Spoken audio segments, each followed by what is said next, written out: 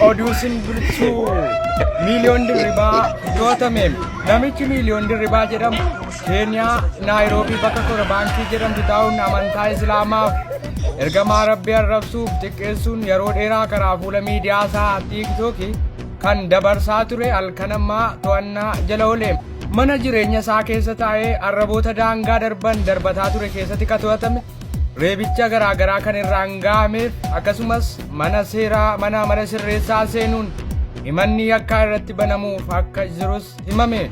Poolisiin Naayiroobii kan Keeniyaa bakka kora baankiidhaa isa fuudhuun gara mana hidhaa geessanii mana hidhaa seenee jiraas jedhanii.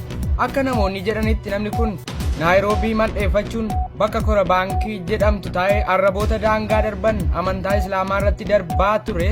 Yeroon gatii isaas ammas jedhanii. Odeeffannoo waqtaawaa argachuuf bakka fooloo jedhu kana tuquun fooloo gochuun dagatinaa.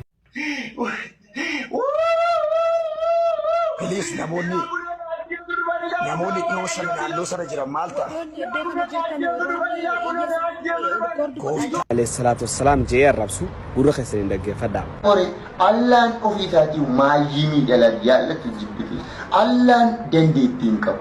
Allaan uumama malee uumaa miti. Dhaggeeffadhu Nabiyyuu Muhammad immoo hattuudha. Yes. Sallallahu alayhi wa sallam. Obboleewwan kee hundi keessanuu argitaniittu. Gaafa jalqaba Nabi Muhammad sallallahu alayhi wa sallam Allaadhaan arrabsaadhaa ture. Dhiirri ana malee hin jiru. Naqabaa na gadhiisaa jechaadhaa ture. Har'a immoo kan fincaan ofirratti fincaa'u isa jechuu. Namni ragaadhaan haasa'u, namni dhugaarra dhaabbatee haasa'u sila akkas ofirratti fincaa'u jechuudha. Seera fuulduratti dhiyaataa jira waan ta'eef seera dhiyaatee waan qabu ragaadhaan kennataa ture. Garuu hojiin kee kun siyaa baasu viidiyoo kana caccaalan baay'eetu nu bira jira jechuudha. Kanaaf obboleewwan keenya kiristaanota namni dhugaa qabu namaa kennee kan immoo namni hin qabne immoo namatti agarsiisuun kanuma jiru.